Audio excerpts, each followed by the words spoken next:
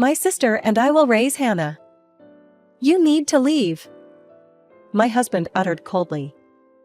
I was shocked because he suddenly told me that we are getting divorced, and I couldn't find the words. To suddenly invite my sister-in-law into the house, and then try to kick me out, it's just too cruel. With my husband's merciless declaration, I was plunged into the depths of despair. I'm Janelle, 33 years old, and living with my husband and daughter. Our daughter, Hannah, is in the 2nd grade of elementary school. She's only 8, but she acts mature for her age, and she's grown up to be a lovely child, who cares about her family. My husband is an ordinary businessman, and his salary is not that great to say the most. When I consider future expenses, such as Hannah's education, and our retirement, I become increasingly anxious. I have made my own estimates of future expenses, and I came to the conclusion that my husband's income alone wouldn't be enough. So, when Hannah started elementary school, I decided to start working part-time. I started working at a supermarket nearby, and it was only a 5-minute walk from home, so it was very convenient for me. I was busy with taking care of my child, housework, and work, but I was living a somewhat fulfilling life. Dad, you left your shirt here after you took it off. Take your bag to your room, okay?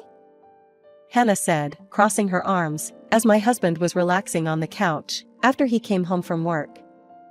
They say children imitate their parents, but is she imitating me? Maybe she is just at the age where she wants to act grown up. Watching Hannah like that, I felt a warm feeling inside. Sorry, I'll put them away right away. While he was trying to be funny, he did as our daughter said. Seriously, you are not a child, so be more responsible, Hannah said, puffing out her cheeks. By looking at this situation, I don't know who's the child here. As I prepared dinner, I said with a smile to my husband and Hannah. Hannah, still with her arms crossed, said, Dad's so sloppy, so I have to make sure I'm on top of everything. After saying that, she sighed, and made a gesture as if to say, oh well. Hannah's critiques continued. And, you have to do something about that belly of yours. It doesn't look good, and I'm embarrassed. My friends will laugh at me if my parent has a potbelly. When my husband was told this, he could only chuckle while rubbing his protruding belly. I'm not in the position to say this, but my husband has gained more than 20 pounds in the past few years. In his younger days, he had a slim figure and a gentle demeanor, and it seemed that many women were attracted to him, including me. However, my husband no longer resembles his former self. He has just become an overweight middle-aged man. We've been together for 10 years, so I don't have any particular complaints, but from our daughter's point of view, who is at that age, he might become a subject of embarrassment. My husband laughed off Hannah's nagging with a casual okay. Then one day, while the 3 of us were having dinner, my husband's phone rang. It's bad manners to take a call during a meal, you know. Hannah scolded my husband, like a mother, and he lowered his head, saying, yeah, sorry. However, as soon as he saw the phone screen, his expression suddenly turned into a smile. It's from my older sister. Sorry, I'm going to take this call. My husband got up and put the phone to his ear.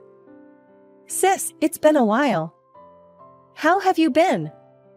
Whether it was the joy of having a long-awaited conversation with his sister or not, my husband's eyes were sparkling. The last time I met my sister-in-law was 2 years ago.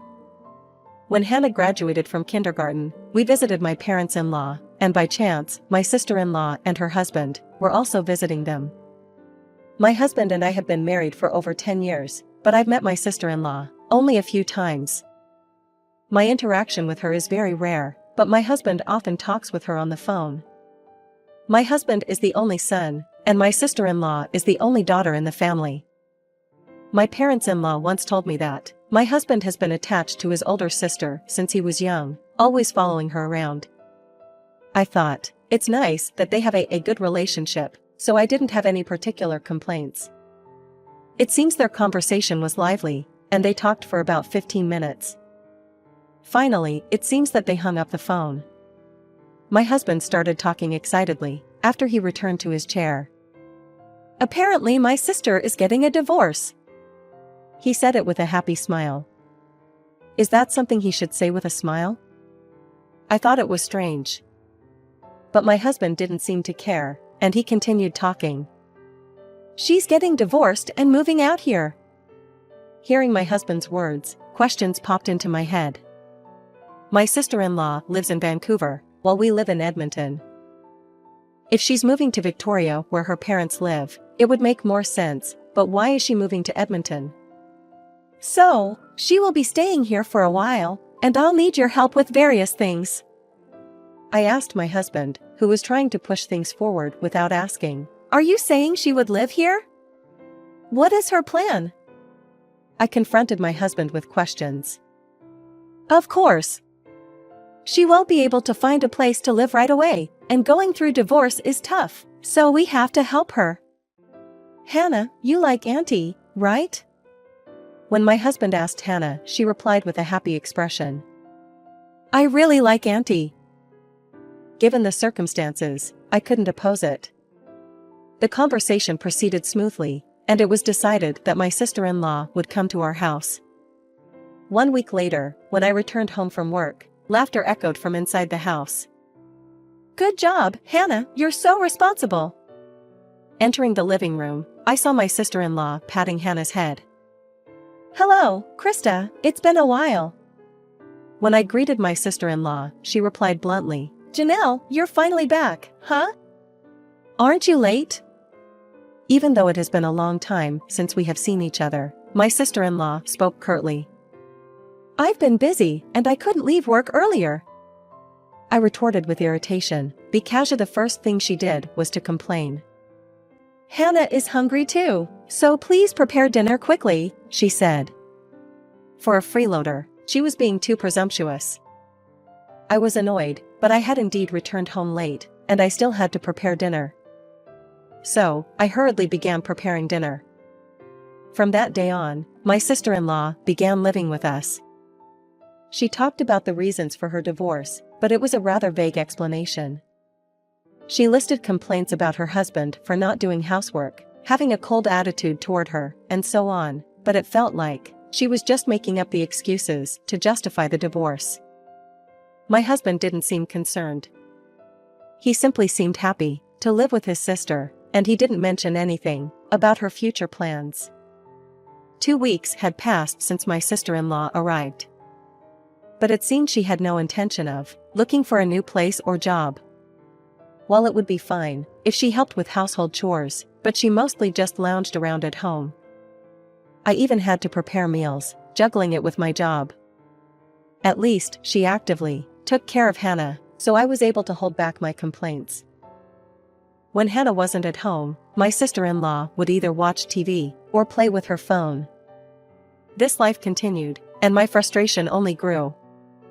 One day, after my sister-in-law and Hannah had gone to bed, I vented my frustration to my husband.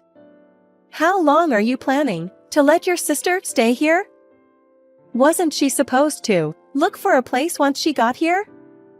Then my husband said, "Why don't we just let her live in our house? Hannah is attached to her, and it's convenient to have her around, isn't it?" I couldn't believe what I was hearing from my husband. Even though she's his sister, there's a limit. I couldn't allow my sister-in-law, who neither works nor does any housework, to keep living in our house. It's not convenient at all. It's rather causing me stress. You should tell your sister to leave soon. I confronted my husband in a firm tone. However, my husband said with an irritated expression, "How can you say such a cruel thing? Tell my sister, who just got divorced and is heartbroken, to leave? I didn't think you were that kind of person." He was angry with me. I was filled with despair when I saw my husband defending my sister-in-law without caring about my hardships. I was beyond angry and even sad. I haven't seen any sign of my sister-in-law being heartbroken in her usual behavior. She has been spending her days lounging around, taking advantage of my husband and me, who never say anything. My frustration spread throughout my chest, and I lost the will to argue. Then my husband said to me, "Anyway, my sister will be living here for a while," and headed to the bedroom. I had never known that my husband was so attached to his sister. Could I find a way to conquer this situation? If I keep living with my sister-in-law, I will become insane from the stress. I shudder at the thought, but no solution comes to mind. I went to bed with a heavy heart, and I couldn't fall asleep for a long time. A few days later, when I returned from work as usual, my husband and sister-in-law were sitting facing each other, chatting and laughing. Without thinking much, I began preparing dinner, but my husband called me. "Janelle, can you come here for a moment?" My husband summoned me. I stopped cooking and headed towards my husband and sister-in-law. My sister-in-law was grinning, with a somewhat unpleasant smile, staying silent. When I took my seat, my husband said out of the blue, "We found a new house." "A new house?" My mind went blank momentarily, but I assumed that he meant that my sister-in-law had found a new place a few seconds later. He didn't say that the other day, but I guess my husband had also been thinking about my sister-in-law's future. I was relieved by the fact that my sister-in-law is leaving our house. "Oh, you found a new place?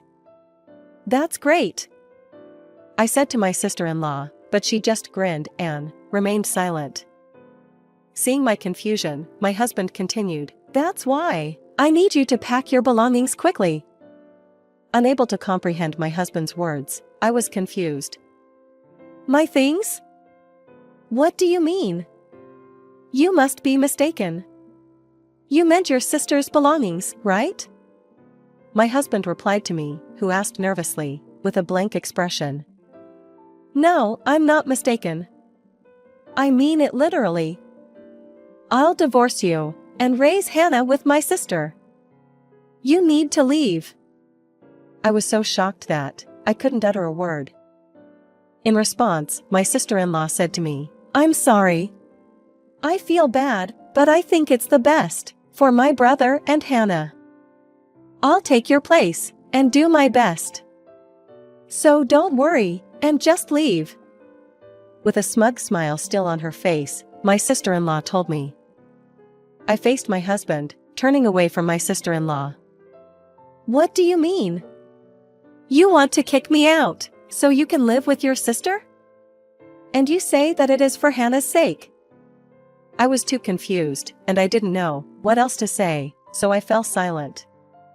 "As my sister said, Hannah is more attached to her than you, and it would make Hannah happier if she raised her," my husband said coldly.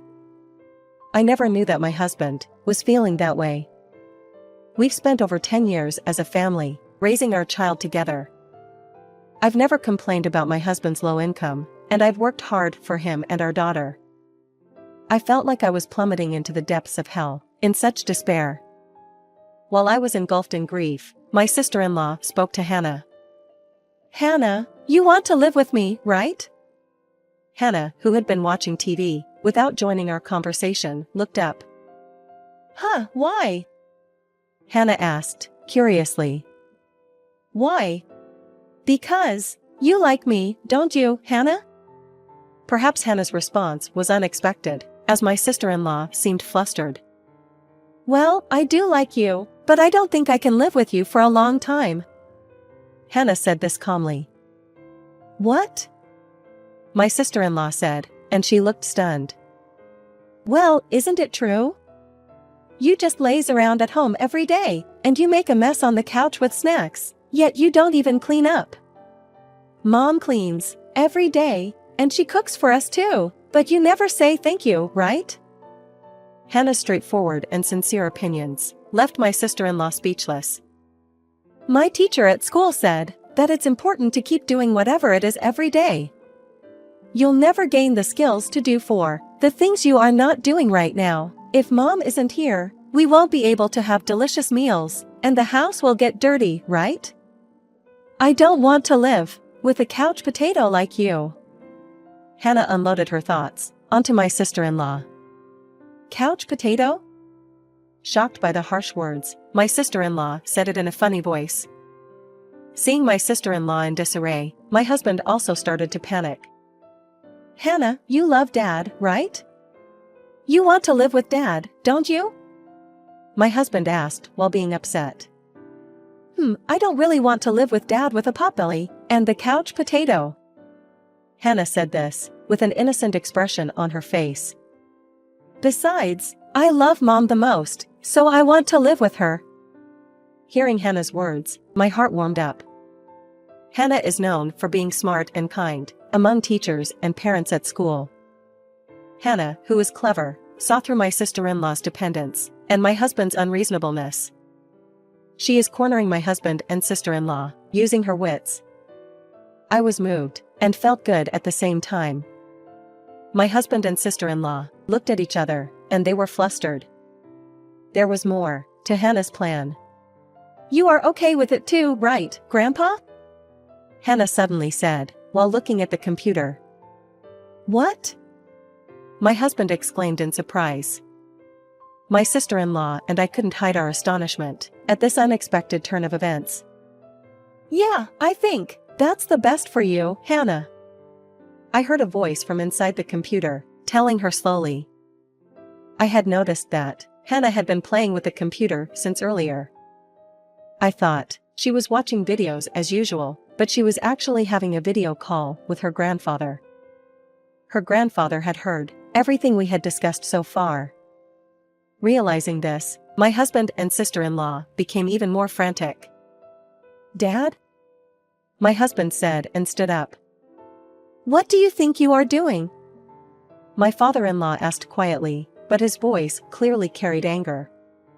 My husband and sister-in-law seemed to have sensed his anger that was simmering, like magma burning in the ground. Ted, it's not like that. My sister-in-law stammered, clearly flustered. My father-in-law started talking again. I've heard that you had run away from your house, leaving all the debt with your husband. My sister-in-law fell into an awkward silence at his words. Debt? What are you talking about? My husband also seemed surprised at the mention of the word debt. This is what my father-in-law told us. After she got married, my sister-in-law quit her job and became a full-time homemaker. Neglecting household chores, she kept going out to have fun. Furthermore, she splurged on luxury goods, and soon her allowance fell short. Out of a desire for spending money, she resorted to borrowing money.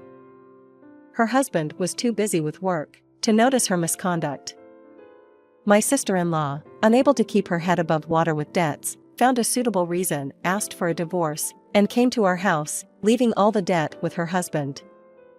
She just came running away, while making excuses to make it look like she was the victim. On top of that, she was planning to demand alimony. Her husband contacted my father-in-law, and the truth came to light. My husband, seemingly unaware of these facts, asked, Sis, what are they talking about? You never said anything about debt. This is completely different from what you told me. I only helped you because I felt bad for you, and you said that we can enjoy ourselves, using the alimony. What are we going to do now? Though he supported her scheme, my husband started blaming my sister-in-law. Both of them are beyond help, and I began to feel frustrated. Enough is enough. My father-in-law had enough of their selfishness. I'm coming over now. Be prepared. He hung up the phone after he said that. My husband and sister-in-law turned pale. What should we do? Your father's coming, and my husband will probably come too. My sister-in-law sought help from my husband, but he said, I can't do anything about it. In fact, I might get killed by Dad. Overwhelmed by my father-in-law's warning, my husband and sister-in-law lost their minds and had tears in their eyes. Hey, Janelle, please help us. My husband asked me, of all people, for help. I no longer had any affection for him. It's pitiful to seek help from someone you tried to abandon. You should live happily with your beloved sister. You with a potbelly and a couch potato. Feeling victorious, I looked down on my husband and sister-in-law. When I glanced at Hannah, she was wearing an innocent smile, even in the midst of this intense situation. She had defeated the monsters tormenting me. My little hero was right there. My husband and sister-in-law, fearing my father-in-law's visit, fled somewhere immediately. However, a few days later, they were caught by my father-in-law and my sister-in-law's husband. They were severely reprimanded. After that, we got divorced, as my husband had initially hoped. My husband begged for reconciliation, but I stubbornly refused. My ex-husband, who was abandoned by me and our daughter, lives a lonely life. My sister-in-law also got divorced, but didn't get any alimony, of course. She returned to her parents' home and now she is working tirelessly to repay her debts. Sometime after the divorce was successfully finalized, I got a job as a full-time employee at a design company, run by an acquaintance. I had worked at a design company before I got married, and my former boss, who had since started his own company, hired me. While it was my first time working in an office in a while, it wasn't a job I was unfamiliar with, and my colleagues were all great, so I have been enjoying my work and enjoying my days to the fullest. Since I received child support from my ex-husband every month, I don't have any financial difficulties. Even though I am a single mother. Hannah was always a responsible child, and as she reached the upper grades of elementary school, she started taking the initiative to do household chores, like cooking and laundry. She's intelligent and kind, and it seems she's become a leader in her class at school. She's still talkative, and known for speaking her mind, which makes the boys a little afraid of her.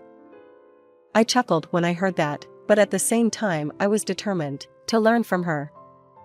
I'm doing my best every day to protect Hannah, but in reality, I might be the one being protected. I'll work hard again today, so that Hannah won't call me good-for-nothing alien. With that determination, I looked up at the blue sky and started heading to work again today.